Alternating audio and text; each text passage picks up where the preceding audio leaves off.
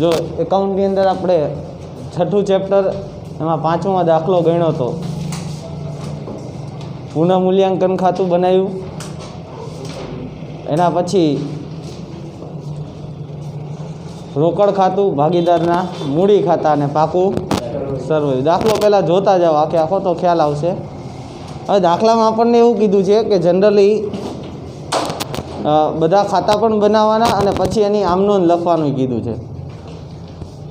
એક્ઝામની અંદર આમનોંધ પૂછાવાની શક્યતા બહુ જ ઓછી હોય છે, ખાલી ખાતા જ પૂછાય છે. પણ માની લો કોઈ પેપર સેટર એવો છે કે જેને બેઠે બેઠો દાખલો મૂકી દીધો અને એક્ઝામમાં એવું લખીને આવ્યું કે તમારે આમનોંધ લખવી, તો લખવી પડે આપણે. એટલે આમનોંધ જે છે એ થોડીક શીખી લેવાય કે કદાચ માની લો આવી જાય તો વાંધો ન આવે, આપણે લખી શકીએ.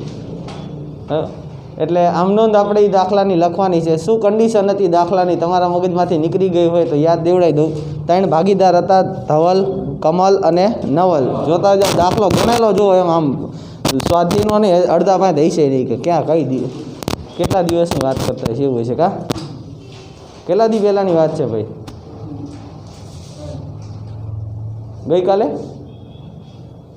ગઈકાલે હતું. બે જણ હે, દાખલો ગણેલો હે કે નથી?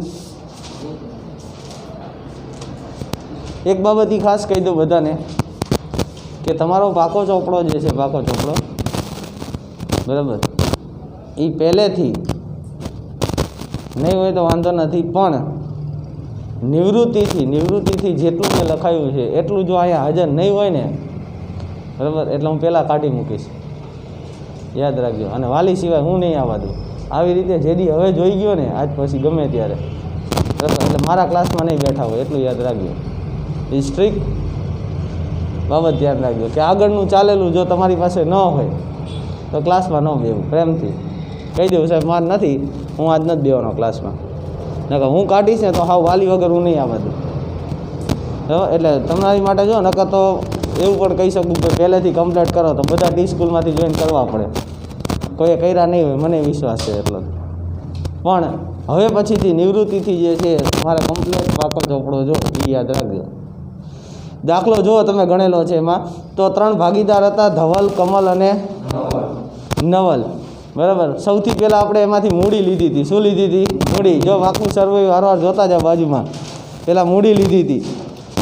કઈ મૂડી? મૂડી ખાતાની જમા બાજુની મૂડી. પછી આપણી પાસે એક અનામત હતું. કયું? સામાન્ય અનામત. એ સામાન્ય અનામતને આપણે વહેંચ્યું હતું 2:2:1માં. એના પછી એક રોકાણ વધઘટ ભંડોળે હતું, પણ એની માટે આપણે હવાલો આપ્યો હતો કે રોકાણની કિંમત 8,000 નક્કી થઈ અને કિંમતે કોણ લઈ જાય છે? નવલ લઈ જાય છે. કોણ લઈ જાય છે? નવલ લઈ જાય છે.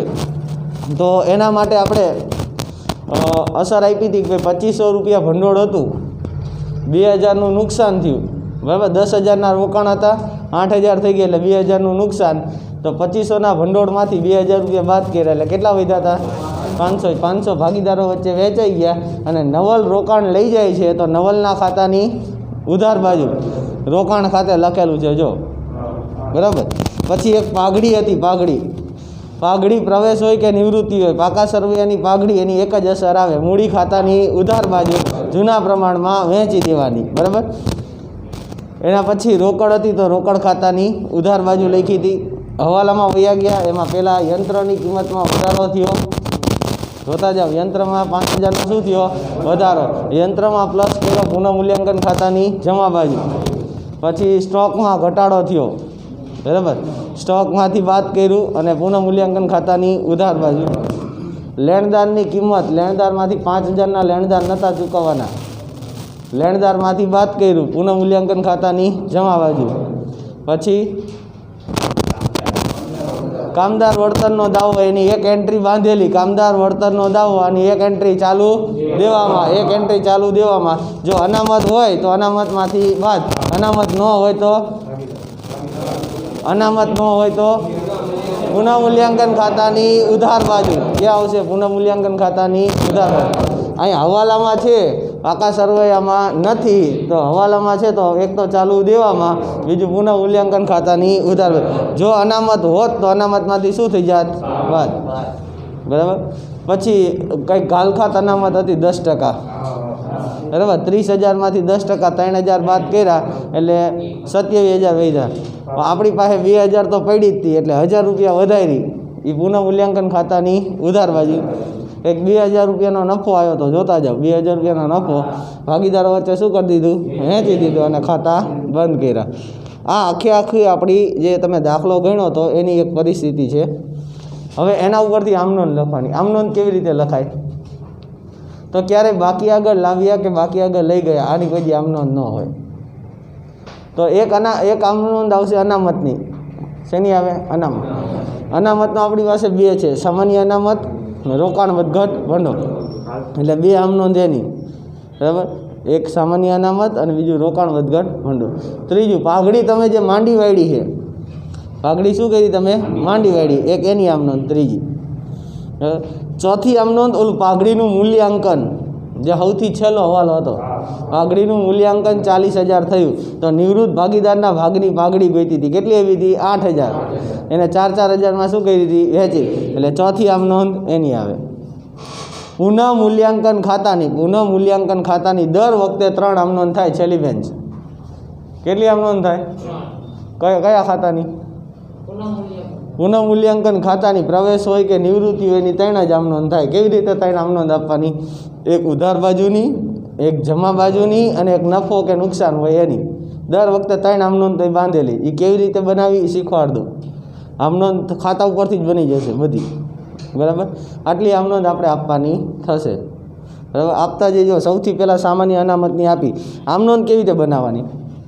તો તમે તમારું જે મૂડી ખાતું બનાવ્યું ને એ ખાલી એક જો તમને આમનોંધ આવડી જશે.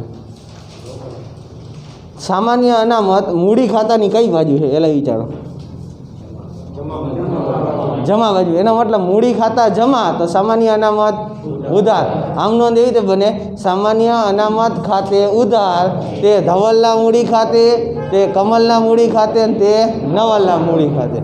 હવે એવી જ રીતે રોકાણ વધઘટ ભંડોળની આમનોંધ આપી તો કોઈ કહીએ કે કઈ થાય?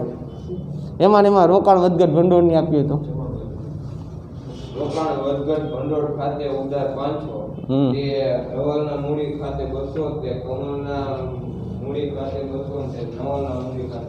જો કેવી રીતે વિચારવાનું કે દાખલા તરીકે સામાન્ય અનામત જમા છે તેને શું કરી નાખવાનું? ઉધાર. તો સામાન્ય અનામત ખાતે ઉધાર. બરાબર. અને તે 3 ભાગીદારના મૂડી ખાતે. રોકાણ વધઘટ ભંડોળ જમા છે એને શું કરી નાખવું? ઉધાર. તો રોકાણ વધઘટ ભંડોળ ખાતે ઉધાર, તે ધવલના મૂડી ખાતે, તે કમલના, તે નવલના. એટલે એ 2 આમનોંધ આખી પતી જાય. એમાં થોડોક સુધારો છે પછી છેલ્લે આપણે હું કરાવું હમણાં. પાઘડીની કરી. પાઘડીની કોઈ કહીએ કે ઓલી પાઘડી કઈ? પાકા સરવેવાળી માંડી વાળી ઉધાર બાજુ જે પાઘડી લખી ને 4,000 ને 2,000. આની શું આમનોંધ થાય? એવી રીતે બનાવી. પાઘડી ઉધાર છે. પાઘડી ઉધાર છે. નવલના મૂડી ખાતે ઉધાર 4,000, કમલના મૂડી ખાતે ઉધાર 4,000, નવલના મૂડી ખાતે ઉધાર 2,000, તે પાઘડી ખાતે 10,000. પાઘડી ઉધાર છે તેને શું કરી નાખવાની? જમા. તો ઉધાર કોણ થાય? ઓલા 3. આમનોંધ શું બની જાય? ધવલના મૂડી ખાતે ઉધાર, કમલના મૂડી ખાતે ઉધાર, નવલના મૂડી ખાતે ઉધાર, તે ભાગ. ખ્યાલ આવ્યો? 3 આમનોંધ પતી ગઈ સીધી આપણી. એક સામાન્ય અનામતની, રોકાણ વધઘટ ભંડોળની, પાઘડીની. બરાબર. 3 પૈકી. હવે ઓલું પાઘડીના મૂલ્યાંકનવાળી એ કેવી રીતે આમનોંધ આવશે? તો એની અંદર તમે જો તો ધવલનું વિચાર, જમા બાજુ જો, જમા બાજુ તો એક તો ધવલનું નામ છે, બીજું કોનું નામ છે? કમલનું નામ. તો એ 2 જમા છે. એ 2 જમા છે. એ 2ને શું કરી નાખવું? ઉધાર. અને જમા કોણ થઈ જાય? નવલ. કોણ થઈ જાય? નવલ. તો અહીંયા આમનોંધ શું થાય? ધવલના મૂડી ખાતે ઉધાર 4,000, કમલના મૂડી ખાતે ઉધાર 4,000, તે નવલના મૂડી ખાતે 4,000. જે જમા છે ને એ બધાને ઉધાર કરી નાખવાના, ઉધાર એ બધાને જમા કરી નાખવાના. બરાબર. એટલે આખું બની જાય. હવે બાકી રહે આપણી માટે 3 આમનોંધ. કેટલી બાકી? 3.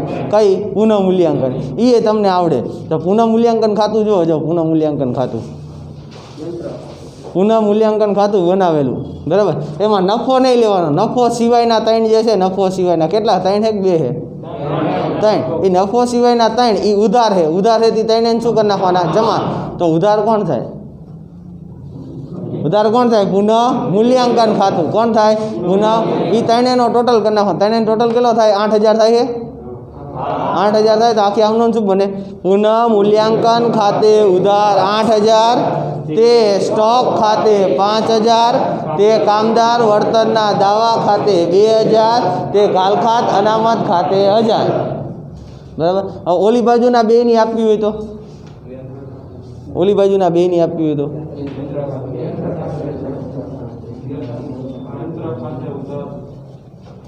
નથી કે દાખલો ગણેલો નથી તારી પાસે? હું વયો ગયો એટલે પૂરું થઈ ગયું ગણવાનું, મૂકી દીધું. અહીંથી નીકળો એટલે પૂરું ભજન. કા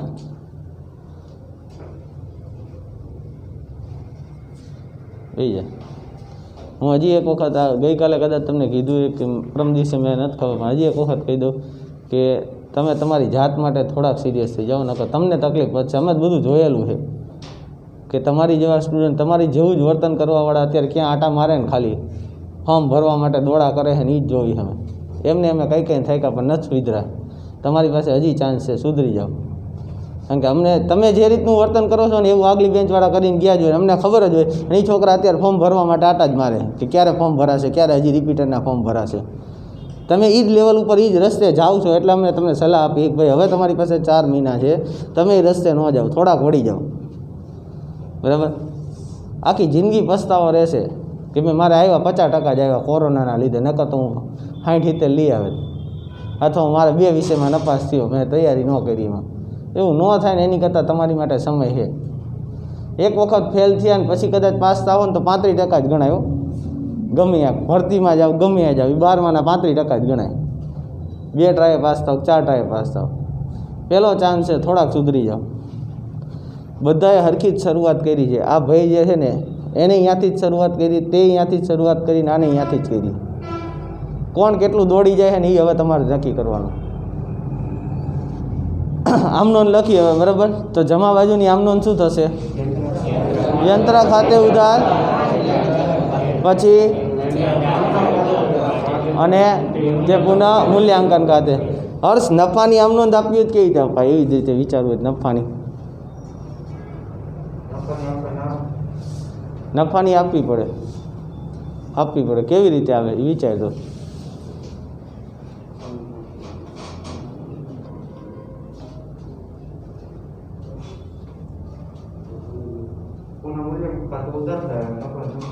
કોણ નફામાં બીજા કોઈ વ્યવસ્થિત વિચાર આવતો હોય કે આપીએ કે અમને? બોલ. પુનઃ મૂલ્યાંકન ખાતે ઉધાર 2,000, ધવલના મૂડી ખાતે 800, કમલના મૂડી ખાતે 800 અને નવલના મૂડી ખાતે 400. બરાબર. Very good. શું આમનો થાય? પુનઃ મૂલ્યાંકન ખાતે ઉધાર. એ ત્રણેયના મૂડી ખાતા અંદર શું છે? ઉધાર. એને શું કરી દઉં? જમા. અને પુનઃ મૂલ્યાંકન ખાતું ઉધાર. પુનઃ મૂલ્યાંકન ખાતે ઉધાર 800 રૂપિયા. કેટલા? 2,000 ને? 2,000. તે ધવલના મૂડી ખાતે, તે કમલના મૂડી ખાતે ને તે નવલના મૂડી ખાતે. ખ્યાલ આવ્યો? હજી એક છેલ્લી એક આમનોંધ બાકી રહે લોનની, એ છેલ્લે આપણે આપી. અત્યારે જે છે આટલી આમનોંધ ઉપર ફોકસ કરી તો જો નિવૃત્તિને લગતી આમનોંધ દોરી નાખો. મારી હારવાર આમનોંધ દોરી નાખો.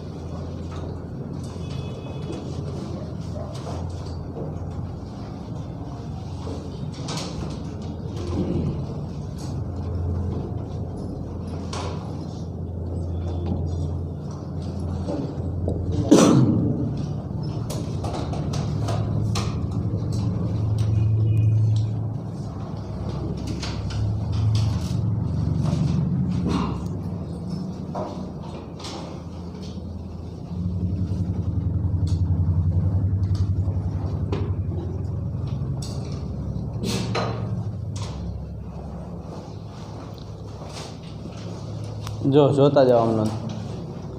પહેલી આમ નોંધ કઈ આપશો આપણે? સામાન્ય અનામતની. તો સામાન્ય અનામત મૂડી ખાતામાં જમા છે તેને શું કરી નાખવાનું? ઉધાર. તો આવી રીતે આમ નોંધ બને.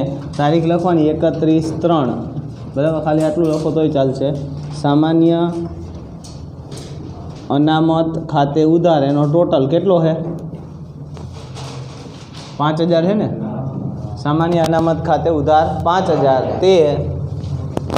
તે શું થશે?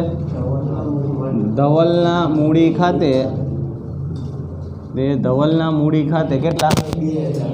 2000. તે કમલના મૂડી ખાતે 2000. તે નવલના મૂડી ખાતે 1000. બાબત જે સામાન્ય અનામત ભાગીદારો વચ્ચે કયા પ્રમાણમાં તમે વહેંચી? 2:1 એટલે એને કયું પ્રમાણ કહેવાય? જૂના પ્રમાણમાં વહેંચી તેના. આ પહેલી આમ નોંધ તમારી બધી. પછી બીજી આમ નોંધ કઈ છે? રોકાણ વધઘટ ભંડોળ. તો રોકાણ વધઘટ ભંડોળ એ જમા છે એને શું કરી નાખવાનું? ઉધાર. તો એની આમ નોંધ શું થઈ જાય? રોકાણ વધઘટ ભંડોળ ખાતે ઉધાર. રોકાણ વધઘટ ભંડોળ ખાતે ઉધાર. હવે જો રોકાણ વધઘટ ભંડોળ ટોટલ 2500 રૂપિયા છે. ટોટલ કેટલું છે? 2500 છે. એમાંથી 2000 શેમાં નાખી દીધા આપણે? રોકાણમાં નાખ્યા. તો તે રોકાણ ખાતે કેટલા લઈ લેવાના? તે રોકાણ ખાતે 2000. અને હવે જેમ તમે ઓલું લખો છો એ જ રીતે કયા? 200, 200 ને 100. તો શું થઈ જાય? તે ધવલના મૂડી ખાતે 200. તે કમલના મૂડી ખાતે 200. અને તે નવલના મૂડી ખાતે 100. જેટલો આમાં ખ્યાલ આવે ને એટલો ખ્યાલ લાવવાનો. કદાચ માની લો પૂછાઈ જાય તો આપણે એમાંથી 4-5 આમ નોંધ લખી નાખી તો આપણે એટલા ઓછા માર્ક કપાય. પૂછાવાની શક્યતા 95% નથી. પણ મેં કીધું એમ કે કદાચ કોઈ પેપર સેટરે બેઠો દાખલો આમાંથી ઉપાડી સીધો મૂક્યો તો ઓલો છાપવાવાળાને ખબર ન હોય કે આમ નોંધ પૂછવી કે નહીં, તો એને પૂછી નાખી તો લખવી પડે, તો ફરજિયાત હોય. બોર્ડમાં નીચે સૂચના આવે, આખી સૂચના પૂરી વાંચવાની કે આમ નોંધ પૂછી છે કે નથી પૂછી. પૂછી હોય તો ફરજિયાત લખવી પડે, બરાબર. ન પૂછી હોય તો કે લખવાની જરૂર નથી. તો બાબત શું થશે? આ તે ઉપર લખ્યું રોકાણ વધઘટ ભંડોળ ભાગીદારો વચ્ચે જૂના પ્રમાણમાં વહેંચ્યું તેના. પછી હજી એક બાકી રહી ગયું. ઓલો રોકાણ લઈ જાય 8000. કોણ લઈ જાય છે? નવલ. જો ઉધાર બાજુ એક એન્ટ્રી રહી, નવલ રોકાણ 8000માં લઈ જાય છે. તો એની આમ નોંધ બનાવીએ કે એના ઉપરથી જોઈને જ રોકાણ ખાતે લખ્યું છે નવલના ખાનામાં, એના આધારે આમ નોંધ બનાવી તો ઉધાર બાજુ છે રોકાણ. છે. ઉધાર હોય તો એને શું કરવાનું? જમા. તો કોણ ઉધાર કોણ થશે? નવલના મૂડી ખાતે ઉધાર. તે રોકાણ ખાતે કોના ખાતે? નવલના મૂડી ખાતે ઉધાર. તે કેવી રીતે મને કઈ ખબર પડી? જો રોકાણ ઉધાર બાજુ હતા. કઈ બાજુ હતા?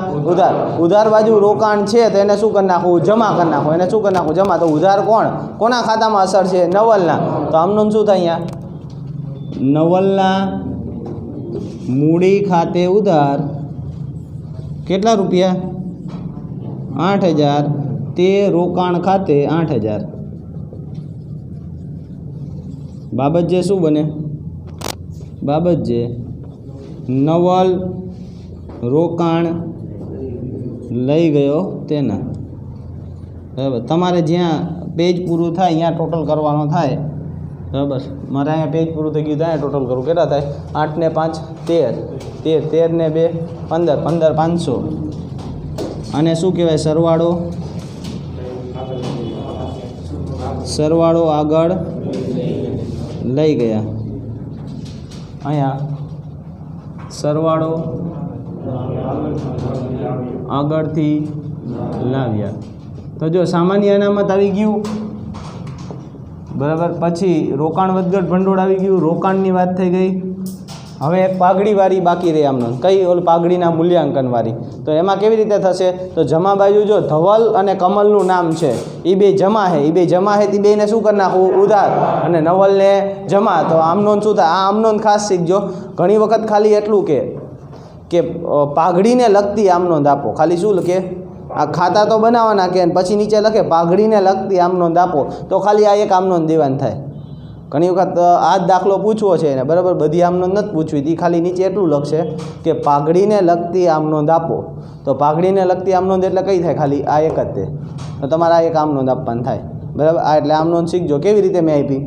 ધવલ અને કમલ આ બે કેવા હતા? જમા. એ બેને શું કરી નાખ્યા? ઉધાર. તો આખી આમનોંધ શું બને? ધવલના મૂડી ખાતે ઉધાર કેટલા રૂપિયા?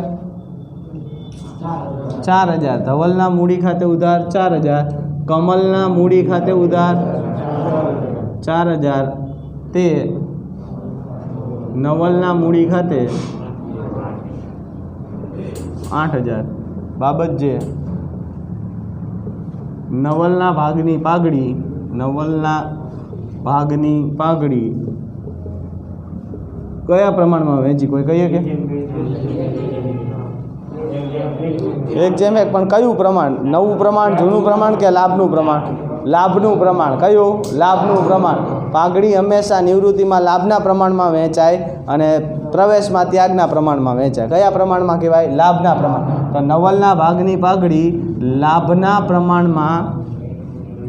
પ્રમાણમાં વહેંચી તેના, બરાબર. હવે પુનઃ મૂલ્યાંકનની 3 આપી. દર વખતે એક જ સરખી થશે, કોઈથી બદલાશે જ નહીં, એક જ સરખી. જે ઉધાર છે, જેટલા ઉધાર થયા એ બધાને શું કરી દેવાના? જમા. અને પુનઃ મૂલ્યાંકન ખાતું ઉધાર. તો એમાં સૌથી પહેલાં જો પુનઃ મૂલ્યાંકન ખાતે ઉધાર કેટલા થશે? પુનઃ મૂલ્યાંકન ખાતે ઉધાર 8000. જે ઉધાર થયા એ બધાને જમા કરતા જઈએ તો તે સ્ટોક ખાતે 5000. તે કેના? કામદાર વળતરના દાવા ખાતે 2000. તે કાલખાત અનામત ખાતે 1000.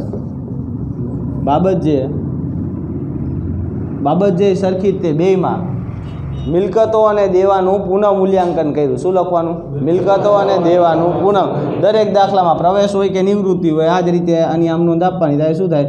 મિલકતો અને દેવાનું પુનઃ મૂલ્યાંકન કર્યું તેના, બરાબર. પછી જમા બાજુની આમનોંધ આપું. જમા બાજુની આમનોંધ શું આવશે? જમા બાજુ શું આવશે? ઓલા જમા છે એ બધાને શું કરી નાખવું? ઉધાર. ઉધાર કરું તેમાં કોણ કોણ છે? એક તો યંત્ર ખાતે ઉધાર 5000. લેણદાર ખાતે ઉધાર 5000. તે પુનઃ મૂલ્યાંકન ખાતે 10000. બાબત જે અહીંયા પણ શું આવશે? મિલકતો અને દેવાનું પુનઃ મૂલ્યાંકન કર્યું તેના. એના પછી કઈ આવશે? નફાની. નફામાં શું થશે? ઓલા જે છે એ ઉધાર છે એને શું કરી દેવાનું? જમા. પુનઃ મૂલ્યાંકન ખાતું ઉધાર. અહીંયા આમનો શું થાય? પુનઃ મૂલ્યાંકન ખાતે ઉધાર. પુનઃ મૂલ્યાંકન ખાતે ઉધાર 2000. તે ધવલના મૂડી ખાતે 800. તે કમલના મૂડી ખાતે 800. અને તે નવલના મૂડી ખાતે 400. બાબત જે હજી બાકી એક લોનની આમનો. બાબત જે શું આવશે? પુનઃ મૂલ્યાંકન ખાતાનો નફો.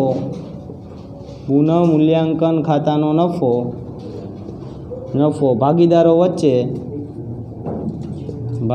વચ્ચે જૂના પ્રમાણમાં વહેંચ્યો તેના એક આમનોંધ બાકી છે હજી કેટલી એક કઈ લોનની આમનોંધ કેવી રીતે આપણે આપશું તો જો પહેલાં જો તમે ભાગીદારના મૂડી ખાતાની જમા ઉધાર બાજુ જો 9,500 છે લોન ખાતે એ લોન ઉધાર છે લોન કેવી છે ઉધાર તો એ લોનને શું કરી નાખાય જમા અને નવલનું મૂડી ખાતું ઉધાર આમનોંધ શું થાય નવલના મૂડી ખાતે ઉધાર તે નવલની લોન ખાતે કોની ખાતે નવલની લોન ખાતે નવલના મૂડી ખાતે ઉધાર તે નવલની લોન ખાતે બસ આ રીતે આખી બને આમનું બરાબર આની અંદર એક એડ કરી નાખજો આનો ટોટલ કેટલો થાય 43,500 જો હજી અહીંયા એક લખવાની છે અને એની અંદર 9,500 એડ કરી દો કેટલા થાય ટોટલ 53,000 ખબર પડે ને 53,000 મેં કેમ લખ્યા એમ અહીંયા કુલ સરવાળો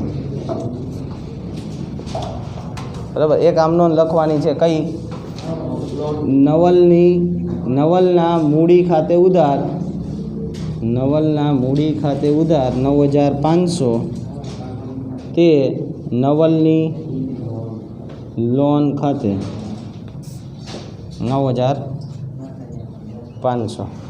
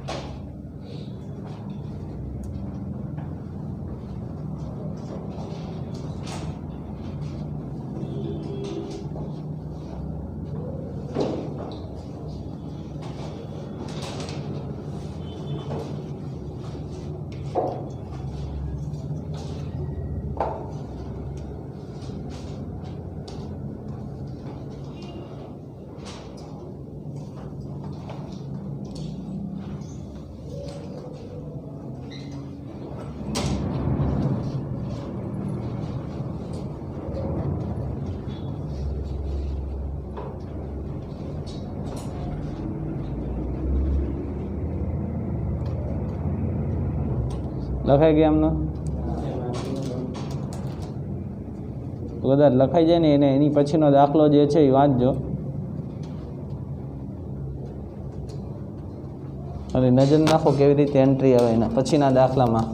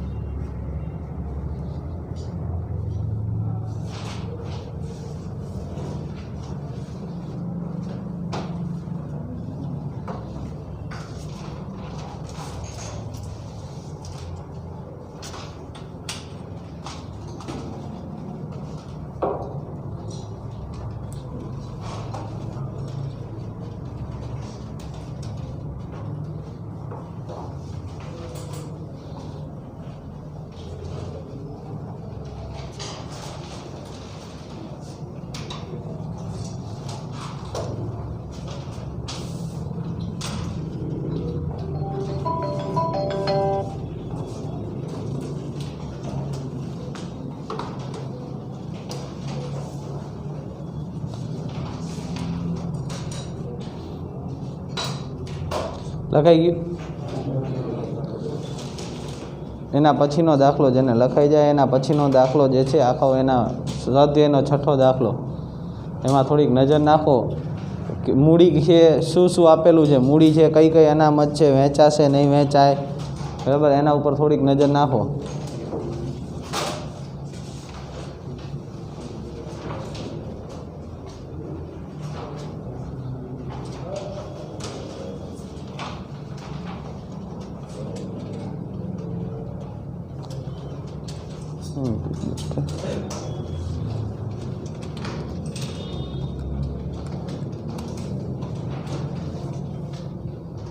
ડસ્ટર ક્યાં ગયું?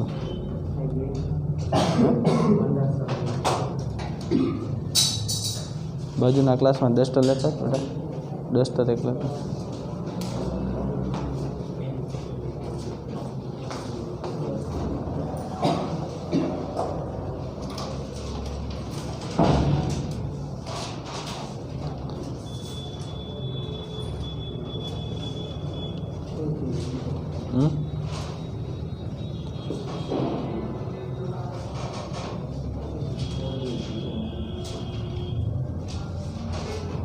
જો એના પછીનો દાખલો જે છે એમાં તમને કયા કયા ભાગીદારો છે એની વાત કરીએ આપણે. દાખલા નંબર 6 રોહિત, મોહિત અને વિરાટ, બરાબર. રોહિત, મોહિત અને વિરાટ આવી રીતે 3 ભાગીદારો છે.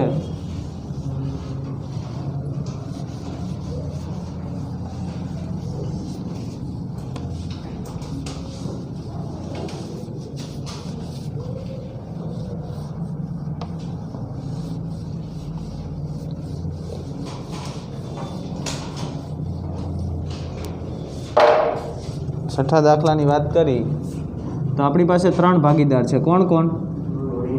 રોહિત, મોહિત અને વિરાટ. એનું પ્રમાણ આપ્યું છે તમને. પ્રમાણ કયું આપ્યું છે? 4:3:2, ટોટલ 9. આ જે પ્રમાણ થયું આ પ્રમાણને કયું પ્રમાણ કહેવાય? જૂનું પ્રમાણ, બરાબર. પછી જોતા જઈએ હવે આરવાર. તો રોહિત, મોહિત અને વિરાટ એનું 4:3:2 પ્રમાણમાં નફો નુકસાન વેચતા ભાગીદાર છે. 31/3/2017 રોજ એમનું પાકું સર્વેયું. યાદ રાખજો, પાકા સર્વેમાંથી 4 વસ્તુ લેવાની થાય. કઈ કઈ? મૂડી, અનામત, પાઘડી અને રોકડ. શું? મૂડી, અનામત, પાઘડી અને રોકડ. પહેલાં મૂડીમાં જો રોહિત, મોહિત અને વિરાટની 1,60,000, 96 અને 80,000 છે. એને ક્યાં મૂકું? મૂડીને ક્યાં મૂકું? મૂડી ખાતાની જમા બાજુ, બાકી આગળ લાવ્યા. પછી અનામત ભંડોળ છે 45,000, અનામત ભંડોળ, એનું શું કરું? અનામત ભંડોળ ભાગીદારો વચ્ચે શું થઈ જાય? વહેંચાઈ જાય. અહીંયા 2:1 નો આવે, અહીંયા કયું પ્રમાણ આવે? 4:3:2. એમાં શું કરી દેવાનું? વહેંચી દેવાનું. કેટલા રૂપિયા? 45,000. ક્યાં વહેંચવાનું? મૂડી ખાતાની જમા બાજુ. ઓલામાં કેમ સામાન્ય અનામત લખ્યું તો એની જગ્યાએ શબ્દ કયો આવશે? અનામત ભંડોળ. ક્યાં? મૂડી ખાતાની જમા બાજુ. હવે એક વસ્તુ કહું, સાંભળજો. એના પછી છે કામદાર વળતર અનામત. કામદાર વળતર અનામત કેટલું છે? 13,500. 2 અનામત વહેંચતી વખતે ધ્યાન રાખવાનું. એક કામદાર વળતર અનામત અને બીજું રોકાણ વધઘટ ભંડોળ.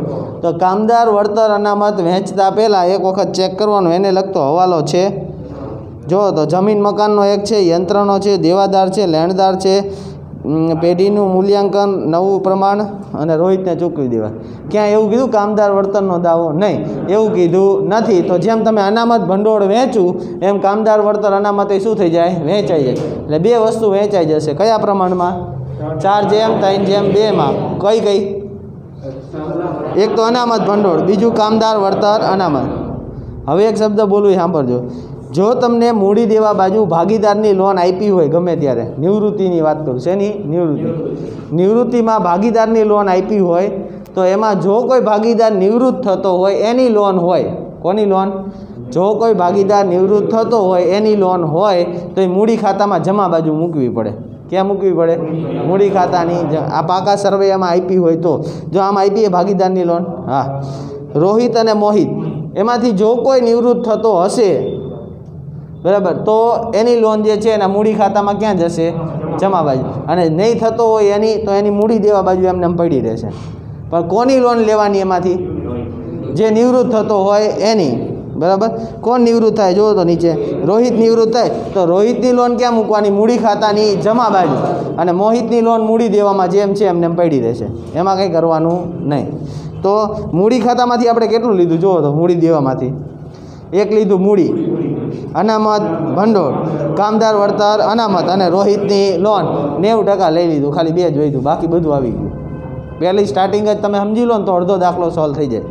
પછી ઓલી બાજુ જઈ પાઘડીનું શું કરવું? મૂડી ખાતાની ઉધાર બાજુ. કયા પ્રમાણમાં? જૂના પ્રમાણમાં. 4:3:2 માં શું કરી દઉં? વહેંચી દઉં. હાલો, એનું કામ પૂરું. પછી બેંક. પછી જો નીચે બેંક એટલે રોકડ કો કે બેંક કો, 2 એક જ થાય. ક્યાં આવે? રોકડ ખાતાની ઉધાર. નીચે હજી એક છે જાહેરાત ઝુંબેશ ખર્ચ. જો મૂડી દેવા બાજુ કોઈ અનામત હોય તો એ કઈ બાજુ જાય? જમા બાજુ. અને મિલકત લેણા બાજુ કોઈ હોય તો એ મૂડી ખાતામાં ઉધાર બાજુ. તો જાહેરાત ઝુંબેશ ખર્ચ ક્યાં જાય? જેમ તમે પાઘડી આપી, પાઘડીની અસર આપો છો, એની નીચે કોની આવે? જાહેરાત ઝુંબેશ ખર્ચ. એ પણ જૂના પ્રમાણમાં શું થઈ જાય? વહેંચાઈ જાય. કેટલું પૂરું થઈ ગયું? તમે ખાલી જુઓ, ખાલી 4 સ્ટેપમાં મૂડી, અનામત, પાઘડી અને રોકડ. આ 4 સ્ટેપ લો એટલે તમારું પાકા સર્વેની મોટા ભાગની વસ્તુ આવી ગઈ. કઈ? મૂડી આવી ગઈ, અનામત ભંડોળ આવી ગયું, કામદાર વળતર ભંડોળ આવી ગયું, રોહિતની લોન આવી ગઈ, પાઘડી આવી ગઈ, બરાબર, બેંક આવી ગયું, જાહેરાત ઝુંબેશ ખર્ચ આવી ગયું. આટલું કામ પૂરું થઈ જાય. પછી સીધું ક્યાં જવાનું? હવાલામાં. તો પહેલો હવાલો છે. પહેલાં એવું કીધું કે 1/4/2017 રોજ રોહિત નિવૃત્ત થાય છે. નિવૃત્તિની શરતો નીચે મુજબ હતી. એમાં પહેલું, જમીન મકાનની કિંમત 1,80,000 ગણવી. જમીન મકાનની કિંમત 1,80,000 ગણવી. હવે નાના છોકરાને આવડે કે અંદર જમીન મકાન કેટલું છે? 1,50,000 અને થઈ ગઈ 1,80,000. 30,000નો શું થયો? વધારો. 30,000નો વધારો થયો તો એક તો જમીન મકાનમાં પ્લસ અને બીજું પુનઃ મૂલ્યાંકન ખાતાની જમા. ઓલામાં કેમ યંત્રમાં આપી હતી કે યંત્રમાં પ્લસ અને પુનઃ મૂલ્યાંકન ખાતાની જમા. એવી રીતે અહીંયા શું થશે? જમીન મકાનમાં પ્લસ અને પુનઃ મૂલ્યાંકન ખાતાની ઉધાર બાજુ, સોરી જમા બાજુ. કોઈ કહીએ કે પુનઃ મૂલ્યાંકન ખાતામાં કેટલા લખો? કેટલા? 30,000. કેટલા? 30,000. પછી યંત્રની કિંમત 15,000થી ઘટાડવી. સ્પષ્ટ કીધું કે યંત્રમાં 15,000નો ઘટાડો કરવાનો છે. આની એન્ટ્રી કોઈ બોલી શકે? અનિલ, યંત્રમાં 15,000નો ઘટાડો કરવાનો છે. શું કરે? આની આવડે તો તકલીફ પડશે.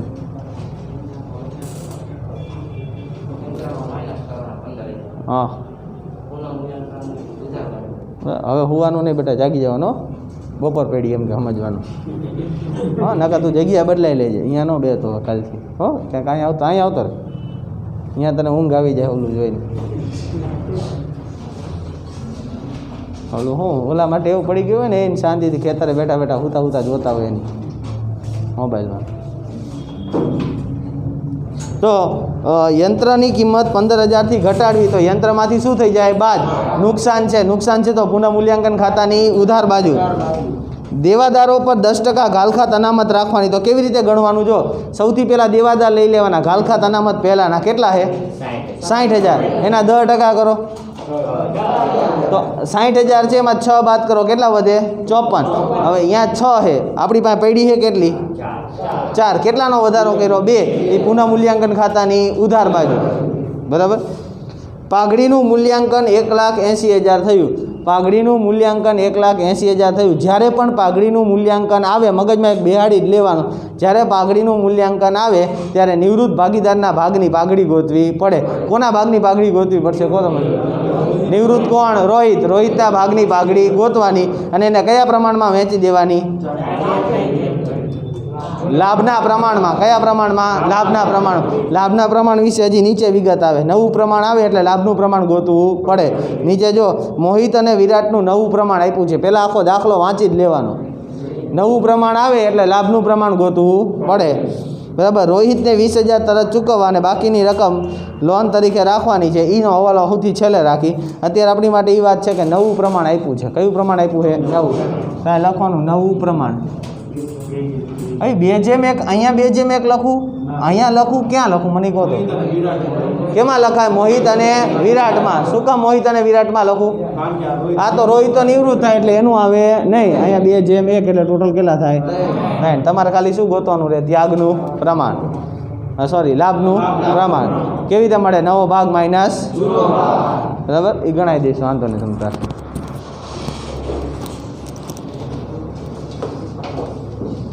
દબાઈ દે, ખાલી દબાઈ દે પેલા.